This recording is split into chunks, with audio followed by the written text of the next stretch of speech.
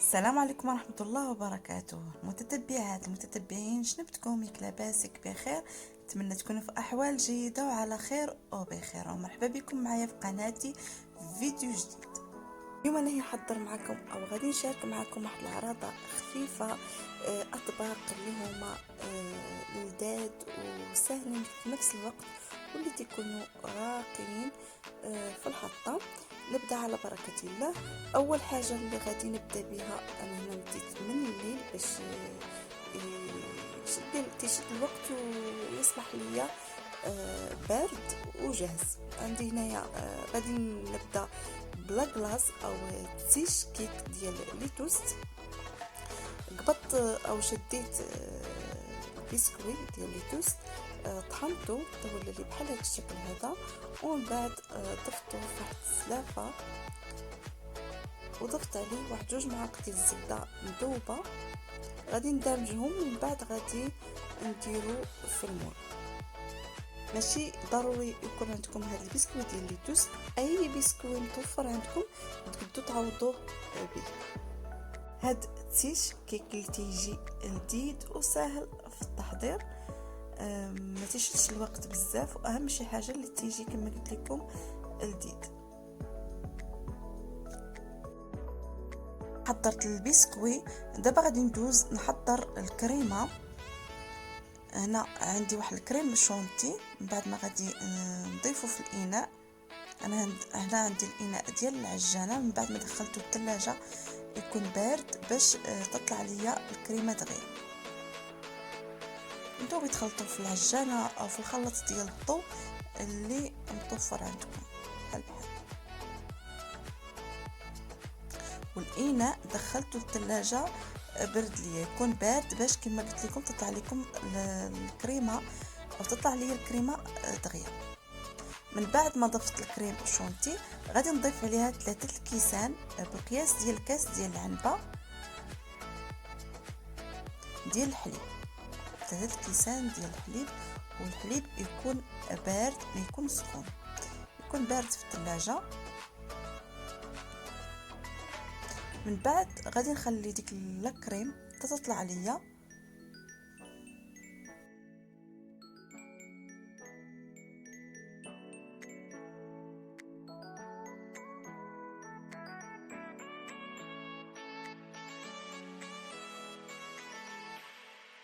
من بعد ما طلعت ليا الكريم غادي ندير واحد العلبه ديال الجبن ديال مسكابون، او ديروا 6 القطع ديال الجبن ديال كيري، او واحد العلبه ديال الجبن ديال جبلي او كيري او اللي متوفر عندكم، ماشي ضروري يكون الجبن ديال مسكربون.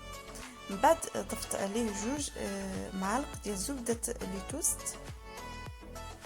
هو ماشي ضروري، الا كان عندكم غير البسكوي مطحون ديروا 2 معالق ديال البسكوي مطحونه، غير باش تعطي ديك النكهه زوينه للكريم. من بعد غادي نعاود نضرب بها شويه او نخلطها، وغادي نضيف عليها واحد 2 معالق تقريبا ديال الحليب نيستلي. انا ما ضفت هنا السكر، ما ضفتش الفاني، اكتفيت غير بهذا النيستلي.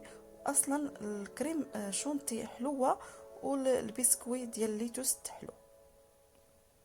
من بعد ما طلعت الكريم كامله ضفته في المول. من بعد ما غادي نغطيه بواحد البلاستيكه وندخلو للفريغو ليله كامله.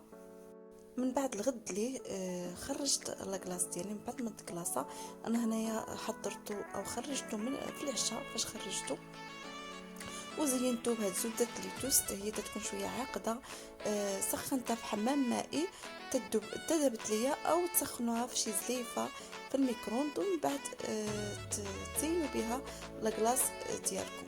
ومن بعد زينتها بالبسكوي مطحون وقدمته بالصحه والراحه.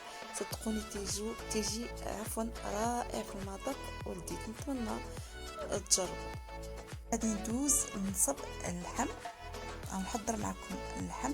انا اللحم غادي نديرو بالمشمش والبرقوق. عندي هنايا طنجره، من بعد ما ضفت فيها اللحم تقريبا عندي واحد 2 كيلو ديال اللحم. غادي نضيف عليها الزيت. هنا عندي الزيت الروميه مع زيت البلديه، غنضيف الملحه وغادي نخلي داك اللحم يتقلى ليا او يتشحر ليا شويه. من بعد غادي نضيف البصله والعطريه.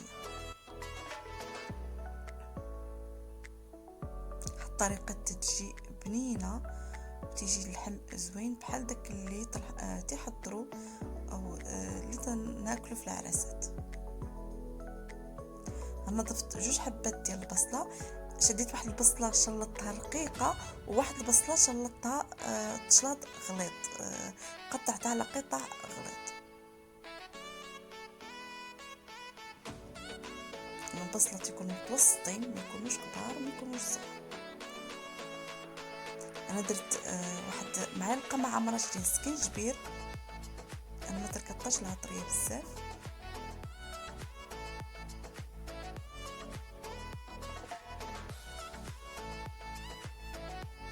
شويه ديال الابزار، الحرقوم بلدي او الكركم،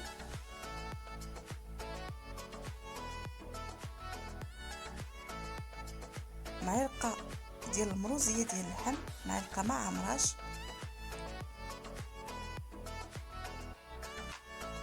شويه ديال الزعفران الحر. الا ما كان عندكم هذا الزعفران الحر تعوضوه بديك البنه ديال الزعفران الحر. وديروا حتى شويه القزبور مطحون تيجي زوين، انا ما كانش متوفر عندي.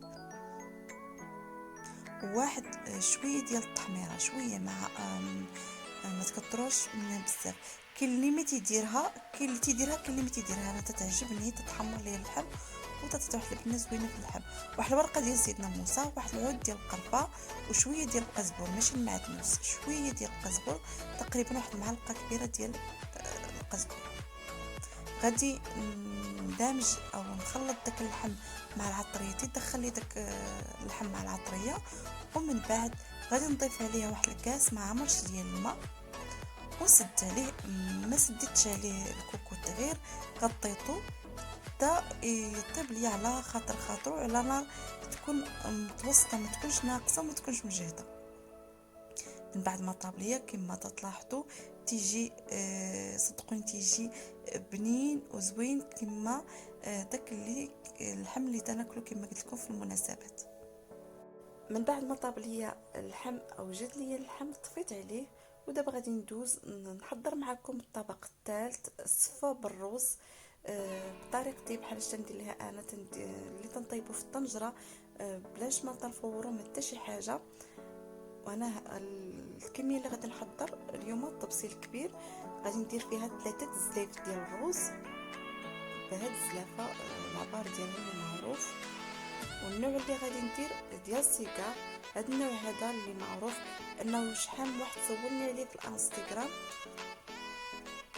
ندير لنا هذا النوع اللي تيجي زوين والطيب ديالو كيكون ساهل، بغيتو تفوروه بغيتو طيبوه بهاد الطريقه اللي تنديرو انا، اللي تيجي زوين تيجي الصفه ديال الروز اللي تيجي بحال داك اللي مفور في الكسكس. من بعد ما شديت داك الروز غسلته بالماء وخليته استقطر بشي شبكه، استقطر مزيان. وهنا عندي الطنجره درت فيها شويه ديال الزيت الروميه او ديروا زيت البلديه، انا نصب الزيت الروميه مع واحد المعلقه كبيره ديال الزبده وضفت فيها داك الروز. من بعد ما غسلته وصفيته خليته يستقطر من داك الماء اللي فيه. تحاولوا عليه ما تهرسوه بيديكم، تغسلوه غير بشويه باش ما يتهرس. ومن بعد غادي نخليه يتشحر ديك الزيت والزبده او يتقلى تقريبا واحد 3 دقائق ولا 4 دقائق هكا. تدو به وتجيبوا به هكا بالمعلقه ديال الخشب كما غادي تلاحظوا، غير بشويه باش ما يتهرس لكمش الرز.